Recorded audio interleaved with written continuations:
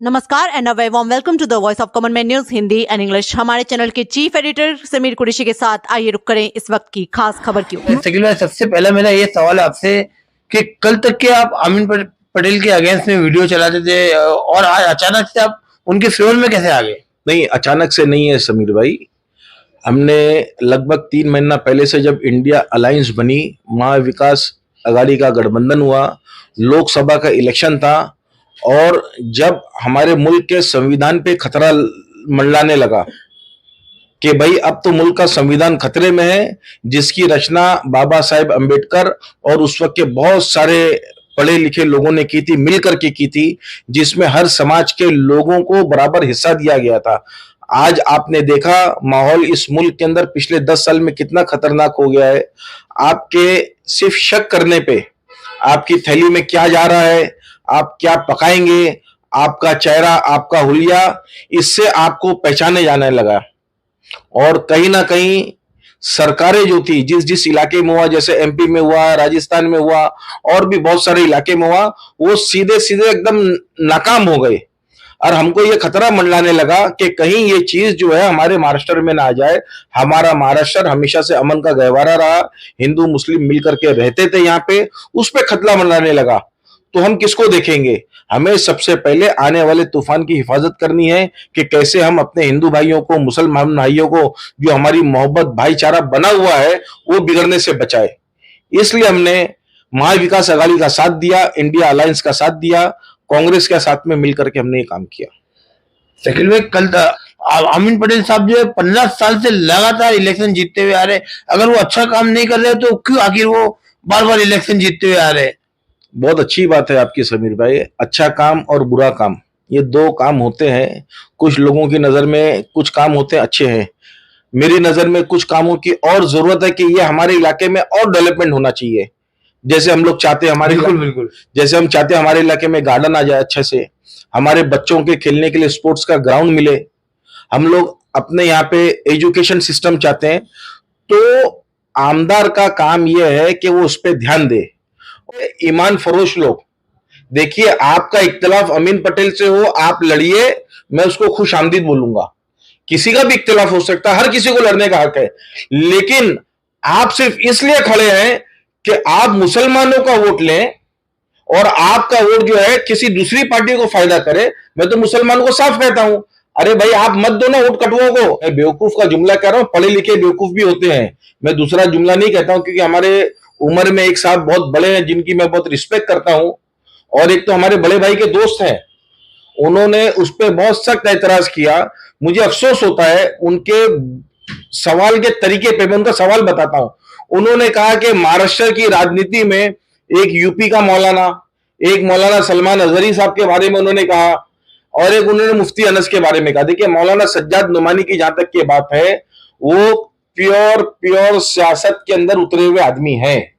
इससे पहले बाम सैफ करके जो दलित की बहुत बड़ी पार्टी है इंडिया के अंदर, जिसमें वामन मेश्रम जो उसके प्रेसिडेंट, उसके साथ में लग के उन्होंने बहुत काम किया है। और उन्होंने इस वक्त साथ छोड़ के अपना अलग काम कर रहे हैं।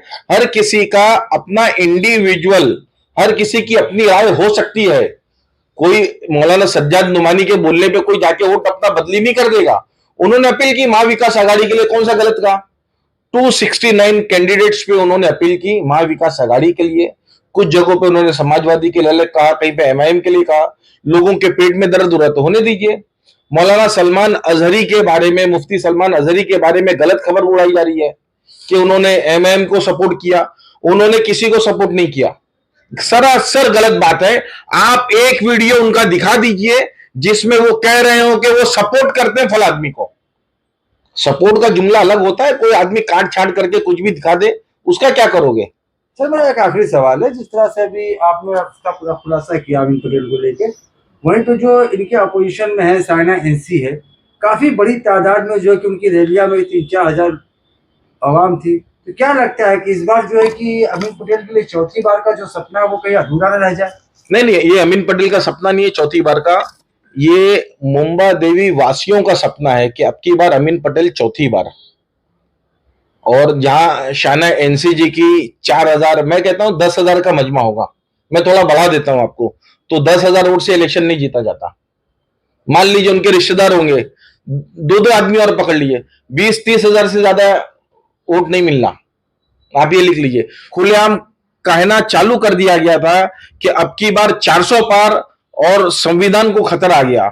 तो हमें संविधान को बचाने के लिए इंडिया अलायंस महाविकास आघाड़ी के अंदर जितने भी लोग थे, जितने भी घटक लोग थे, जिन्होंने बाबा साहेब अंबेडकर को की संविधान की जो रचना थी उसकी हिफाजत के लिए लोगों ने मिलजुल करके काम किया। हम भी उसका हिस्सा बने, और जो उसके सामने था, चाहे इनफरादी तौर पे वो अच्छा आदमी हो, हम उसके खिलाफ हैं।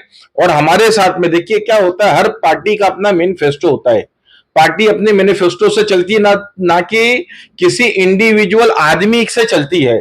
हमने कांग्रेस के मैनिफेस्टो को पकड़ा, कबूल किया, India Aghadi, India alliance Maha Vikas Aghadi को कबूल किया, और हमने जिस तरह लोकसभा के अंदर इंडिया अलायंस को जिताने के लिए लोगों से अपील की, उसी तरह हमने महाविकास आघाड़ी के लिए, महाराष्ट्र सरकार के लिए हमने ऐसी पार्टी को चुना है, ऐसी आघाड़ी को चुना है जो हर मजहब के लोगों को साथ में चल के लेकर चलने की बात करती है। ना के कुछ लोग कलकत्ता के अभी कौन से पिक्चर के कौन से वो उछल कूद करने वाले हीरो है, मुझे नाम शायद वही ऐसे ही कुछ नाम होगा, मुझे पता नहीं बराबर, उन्होंने कौन से काटने की पीटने की क्या क्या बात कर दी।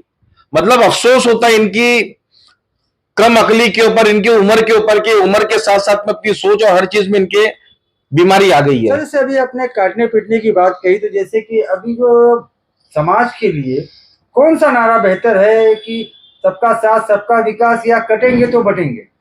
देखिए, नारे से तो आदमी बहुत अच्छे अच्छे नारे लगा लेता है, बहुत बुरे बुरे नारे लगाता है, लेकिन अपने अमल से, अपने किरदार से वो लोगों के बीच में कैसा रहता है वो बहुत मायने रखता है। आप देख सकते हैं बहुत सारी पार्टियां इसमें खड़ी हुई हैं। मैं लोगों से एक ही चीज कहता हूं, देखिए मैं अमीन पटेल साहब का बहुत मुखालिफ रहा, उसमें कोई शक नहीं। मैं आज भी और आने वाले इलेक्शन के बाद भी अमीन भाई जब इंशाल्लाह चौथी बार एमएलए बनेंगे, हम हर तरह से पूरी ताकत लगा के उनको जिताएंगे। उसके बाद में भी हमारा उनसे इख्तिलाफ रहेगा मुंबा देवी के डेवलपमेंट पे। हम एक पार्टी को वोट कर रहे हैं। डेवलपमेंट किसी एक दिन में तो होता नहीं है। बिल्कुल नहीं होगा, बिल्कुल नहीं होगा, लेकिन हम ऐसे आदमी को नहीं लाएंगे जो आपस के अंदर हिंदू मुसलमान की राजनीति कर रहा है सियासत के अंदर, और हमारे हिंदुस्तान की जो गंगा जमनी तहजीब थी उसको बांटने का काम कर रहा है। हम राहुल जी का जो नारा है, साथ चलेंगे साथ बढ़ेंगे, हम उसके साथ में हैं। पर उंगली उठाते रहें। देखिए, जब तक आप उंगली उठाते रहेंगे अपने आमदार पे, तो आमदार जागता रहेगा कि मेरे ऊपर कोई नजर रखा हुआ है, कोई मेरे ऊपर उंगली उठाएगा तो वो काम और अच्छे से करेगा। बिल्कुल, ये बात से मैं बिल्कुल सहमत हूँ।